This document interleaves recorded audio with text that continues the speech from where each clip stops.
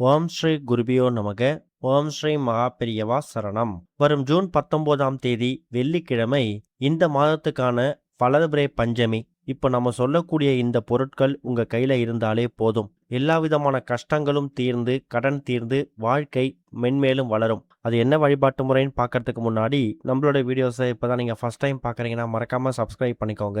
தொடர்ந்து இது மாதிரி அப்டேட் தெரிஞ்சுக்கிறதுக்கு பக்கத்து நோட்டிஃபிகேஷன் பெல்லை கிளிக் பண்ணி ஆல் அப்படிங்க செலக்ட் பண்ணிக்கோங்க.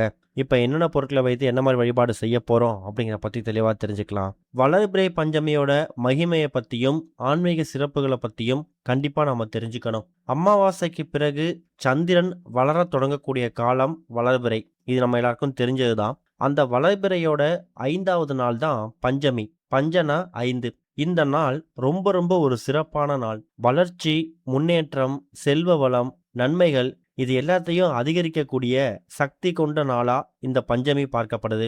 வளர்பிறை பஞ்சமி நாள்ல இறைவனை வழிபடுறது நல்ல பலன்களை கொடுக்கும். குறிப்பா மகாவிஷ்ணு, மகாலட்சுமி தாயார், முருகப்பெருமான், அதுக்கப்புறமா கடைசியா வாராகி அம்மன், இவங்க எல்லாரையும் வழிபடுவது ரொம்ப சிறப்பு.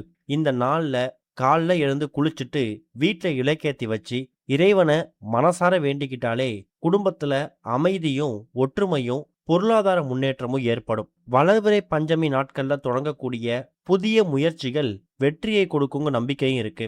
தொழில் தொடங்கிறது, புதிய முதலீடுகள் செய்யறது, கல்வி சம்பந்தமான முயற்சிகளை ஆரம்பிக்கிறது, இது எல்லாமே இந்த நாள்ல நல்ல நாளான கணக்கில் எடுத்துக்கிட்டு ஆரம்பிக்கலாம். நாகதோஷம் இருக்கக்கூடியவங்க, ராகு கேது தோஷம் இருக்கக்கூடியவங்க, இவங்க எல்லாருமே வளர்பிறை பஞ்சமி நாள்ல நாக தேவதைகளை வழிபடுறது சிறந்த பரிகாரம். உங்க வீடு பக்கத்துடைய கோவிலுக்கு போனீங்கன்னா சிவாலயம், அம்பாள், அம்மன், மாரியம்மன், அங்க நாக தேவதைகள் நாக கோவில் இருக்கும். அந்த நாக கோவிலுக்கு போயிட்டு நீங்க பாலபிஷேகம் செய்து வழிபட்டா நல்ல பலன் கிடைக்கும். இன்னொரு பக்கம் பஞ்சமி திதியில முக்கியமா நீங்க வணங்க வேண்டிய ஒரு தெய்வம் வாராகி அம்மன். பொதுவா இந்த வளர்பிறை அப்படிங்கிறதே வளர்ச்சி, முன்னேற்றம், நேர்மறை ஆற்றலோட குறியீடு.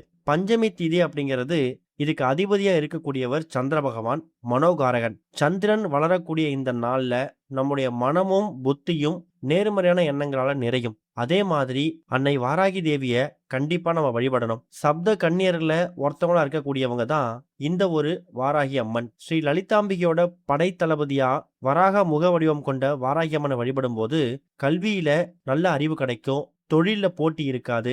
குறிப்பா கெட்ட எண்ணங்கள் கொண்டவங்க யாருமே உங்க பக்கத்துல இருக்கவே மாட்டாங்க. யாரு ஒருத்தவங்களுக்கு எதிரிகள் அதிகமா இருக்காங்களோ அவங்க கால பைரவருக்கு அடுத்து வாராகி அம்மனை வழிபடலாம். வாராகி அம்மன் நிலத்துக்கு உரிய தேவதை. நிலம் சம்பந்தப்பட்ட எந்த ஒரு பொருளை வைத்து நீங்க வாராகி அம்மனுக்கு வழிபட்டாலும் கண்டிப்பா அதுக்கான பலன் கிடைக்கும். அப்படிப்பட்ட வாராகி அம்மனுக்குரிய இந்த பஞ்சமி திதி, அதுவும் வளர்பிறை பஞ்சமி திதி ஜூன் 19 அதிகாலை 12:39 ஆரம்பித்து அன்று இரவு வெள்ளிக்கிழமை இரவு 11:03 வரைக்கும் இருக்கு. வெள்ளிக்கிழமை காலையில 10:12 ராகு காலம் இருக்கு. மதியம் 3:04 யமகண்டம் இருக்கு. இந்த 2 நேரத்தை தவிர்த்துட்டு மற்ற நேரங்கள்ல தாராளமா நீங்க வாராகி அம்மனுக்கு வழிபாடு செய்யலாம். ஜூன் 19 வெள்ளிக்கிழமை இரவு 11 மணி வரைக்கும் உங்களுக்கு இந்த பஞ்சமி தேதி இருக்கிறதால இந்த வெள்ளிக்கிழமையில வரக்கூடிய சுக்கிரஹோரை 8-9 இந்த 1 மணி நேரம் ரொம்ப உகந்த நேரம். ஒருவேளை அந்த நேரத்துல பண்ண முடியல, அதுக்கான நேரம் ஒத்துழைக்கல, வெளில போயிடுவீங்க அப்படிங்கும் போது தாராளமா மாலை ஒரு 6-7 மணிக்கும் பண்ணலாம், தப்பில்லை. இதுக்கு உங்களுக்கு தேவையான பொருள் ஒரே ஒரு இலை. அது என்ன இலை அப்படின்னா கற்பூரவள்ளி இலை, அப்படின்னா ஓமவள்ளி இலைன்னு சொல்லுவாங்க. காரம் ரொம்ப அதிகமா இருக்கும், கற்பூர வாசம் வீசக்கூடியது. காரத்தன்மை அதிகமாக இருக்கக்கூடிய எந்த ஒரு பொருளா இருந்தாலும் அதுல பைரவ கடாட்சமும் வராகி அம்மன் கடாட்சமும் இருக்குமா. அப்படிப்பட்ட வராகி அம்மனுக்கு உகந்த இந்த ஒரு பொருள் இருக்குல்ல, அதுதான் கற்பூரவள்ளி இலை. எக்கச்சக்கமான மருத்துவ குணங்கள் நிறைந்த இந்த கற்பூரவள்ளி இலைய நீங்க ஒரு மகத்துவம் நிறைந்த ஒரு பொருளாகவும் மாத்திக்கலாம். அடுத்ததா ஒரு முக்கியமான பொருள் ஒரு 1/2 ஸ்பூன் இல்ல 1 ஸ்பூன் வெண்கடுகு. வெண்கடுகு அப்படிங்கிறதும் பைரவர் வழிபாட்டிலையும் வாராகி அம்மன் வழிபாட்டிலையும் பயன்படுத்தக்கூடிய அற்புதமான ஒரு தாந்திரிக பொருள். யாரு ஒருத்தவங்க வீட்டுல கண் திருஷ்டி, போட்டி, பொறாமை, பில்லி, சூனியம் இது எல்லாம் அதிகமா இருக்கோ அவங்க வீட்டுல கண்டிப்பா இருக்க வேண்டிய ஒரு பொருள் வெண்கடுகு. இந்த வெண்கடுகு நாட்டு மருந்து கடைகள்லையும் சூப்பர் மார்க்கெட்லையும் கிடைக்கும். விலையும் ரொம்ப கம்மி தான். கடுகே வெண்மை நிறமும் மஞ்சள் நிறமும் கலந்த ஒரு மாதிரி ஆரஞ்சு நிறத்துல இருக்கும். பாக்கெட் பண்ணி விப்பாங்க. விலை ரொம்ப கம்மி. அத வாங்கிட்டு வந்து நீங்க தயார் செஞ்சு வச்சுக்கணும். வெள்ளி மற்றும் செவ்வாய்க்கிழமைகள்ல சாம்பிராணி தூபம் போடும்போது, இந்த வெண்கடுக அந்த சாம்பிராணி தூபத்துல போட்டா, அது கொஞ்சம் பொரியும். அப்ப நம்ம வீட்ல இருக்கக்கூடிய எதிர்மறை எண்ணங்கள் சாம்பலாகும் அப்படிங்கிறது ஒரு பெரிய நம்பிக்கை. பைரவ கடாட்சமும், வாராகி அம்மன் கடாட்சமும் அதிகம் இருக்கக்கூடிய இன்னொரு பொருள், இந்த ஒரு கற்பூரவள்ளி இலைக்கு அடுத்து இந்த ஒரு வெண்கடுகு தான். அடுத்ததா ஒரே ஒரு துண்டு பச்சை கற்பூரம் எடுத்துக்கோங்க. பச்சை கற்பூரம் ஒரு பக்கம் மகாவிஷ்ணு, மகாலட்சுமி தாயார் இவங்களுடைய அனுகிரகம் அதிகம் இருக்கக்கூடிய பொருளா இருந்தாலும், செல்வ வளத்தை நம் பக்கம் ஈர்த்து தரக்கூடிய ஒரு காந்தம் போல இந்த ஒரு பச்சை கற்பூரம் செயல்படும். இப்ப மொத்தமா நாம சொல்லிக்கக்கூடிய பொருட்கள் 3 பொருட்கள் தான். ஒரே ஒரு கற்பூர வள்ளி இலை, அது கூட கொஞ்சமா வெண்கடுகு, ஒரே ஒரு பச்சை கற்பூரம். இந்த 3 பொருட்களையும் உங்க வீட்டோட பூஜை அறையில நிறைய பேர் வீடுகள்ல வாராகி அம்மன் போட்டோ சிலை வைத்து வழிபடக்கூடிய வழக்கம் இருக்கும். அப்படிப்பட்டவங்க இந்த பரிகாரத்தை அந்த போட்டோ சிலைக்கு முன்னாடி பண்ணலாம். அப்படி போட்டோ சிலை வைத்து வழிபடக்கூடிய வழக்கம் இல்ல, வாராகி அம்மன் போட்டோ நாங்க வீட்டுல வைத்திருக்க மாட்டோம் அப்படிங்கிறவங்க, உங்க வீட்டுல இருக்கக்கூடிய மகமாயி, மாரியம்மன் இல்ல குலதெய்வம் அந்த போட்டோவுக்கு முன்னாடி ஒரு தீபத்தை ஏற்றி வச்சுட்டு, அந்த தீபத்தை வாராகி அம்மனா பாவிக்கணும். ஒரு சிறிய தட்டுல நீங்க எடுத்துட்டு வந்து வைத்திருக்கக்கூடிய அந்த கற்பூரவள்ளி இலைய வச்சுட்டு, அதுக்கு மேல கொஞ்சமா வெண்கடுகு, அதுக்கு மேல ஒரே ஒரு துண்டு பச்சை கற்பூரம். இந்த எல்லா பொருட்களையும் ஒன்றாக சேர்த்து வாராகி அம்மனுக்கு சமர்ப்பிக்கிற மாதிரி சமர்ப்பிச்சுட்டு, உங்க வீட்ல இருக்கக்கூடிய எல்லா விதமான கெடுதல்களும் நீங்கணும். கண் திருஷ்டி, போட்டி, பொறாமை, செய்வினை, பில்லி, சூனியம், குறிப்பா எதிர்மறை எண்ணங்கள். ஒரு வீட்ல வளர்ச்சி வந்து திடீர்னு தடைப்பட்டு போகுது. ஓஹோன்னு இருந்த குடும்பம் கொஞ்சம் உடைஞ்சு போறாங்கன்னா, அதுக்கு முக்கியமான காரணம் ஒண்ணு போட்டி பொறாமையா இருக்கணும், இல்ல கண் திருஷ்டியா இருக்கணும், இல்ல வீட்டுக்குள்ள ஏதாவது எதிர்மறை எண்ணங்கள் நடமாட்டமா இருக்கலாம். அப்படிப்பட்ட விஷயங்கள் இனிமே இருக்கவே கூடாது. எதிரிகளே இருக்கக்கூடாது.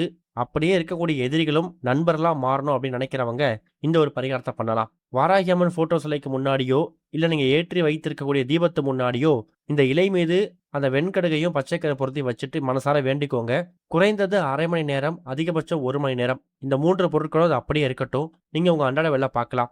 இரவு தூங்க போறதுக்கு முன்னாடி இந்த 3 பொருட்களையும் குடும்பத்துல இருக்கக்கூடிய யாராவது ஒரு நபர் அவங்களோட இடது கையில வச்சுக்கிட்டு, குடும்ப நபர்கள் எல்லாரையும் அமர வைத்து, தலையில திஷ்டி சுத்துற மாதிரி இடது பக்கம் 3 முறை, வலது பக்கம் 3 முறை திஷ்டி சுத்திட்டு, திஷ்டி சுத்தக்கூடியவங்க அவங்க தனக்கு தானே சுத்திக்கலாம். அதுக்கப்புறமா உங்க வீட்டோட வாசல் பகுதி இல்ல தோட்டம், இந்த இரண்டுல ஏதோ இடத்துக்கு வந்து அந்த பச்சை கற்பூரத்தை எரிய விடும்போது, அந்த வெண்கடுகு, அந்த பச்சை கற்பூரம், கூடவே அந்த கற்பூரவள்ளி இலை, இந்த 3ம் சேர்ந்து சாம்பலா மாறிடும். அது மூலியமா இதுவரை உங்களை பிடித்திருந்த எல்லா விதமான கெடுதல்களும், குறிப்பா கண் திருஷ்டி, போட்டி, பொறாமை, எதிர்மறை எண்ணங்கள், இது மாதிரி எந்த விதமான நெகட்டிவ் எனர்ஜியா இருந்தாலும் அந்த நெகட்டிவ் எனர்ஜி எல்லாமே தூள் தூளா சாம்பலா மாறிடும். அதுவும் வாராகி அம்மன் வந்து பார்க்கறதுக்கு உக்கிர தெய்வமா காட்சி அளிச்சாலும் பழகுறதுல குழந்தை மாதிரி. வாராகி அம்மனுக்கு முடிஞ்சா பஞ்சமி திதியில மாதுளம்பழத்தை முத்துக்களா உரித்து அதுல கொஞ்சமா தேன் சேர்த்து அதை நைவேத்தியமா படைக்கலாம். கூடவே வாராகி அம்மனுக்கு உகந்த இந்த கற்பூரவள்ளி இலையையும் கொஞ்சமா வெண்கடுகு கூட பச்சை கற்பூரம் 3ஐயும் சேர்த்து இந்த பரிகாரத்தை பண்ணுங்க. கெடுதல்கள் அறவே நீங்கும். இனிமே நல்லது மட்டுமே நடக்கும். ஓம் ஸ்ரீ குருபியோ நமக. ஓம் ஸ்ரீ மகா பெரியவா சரணம்.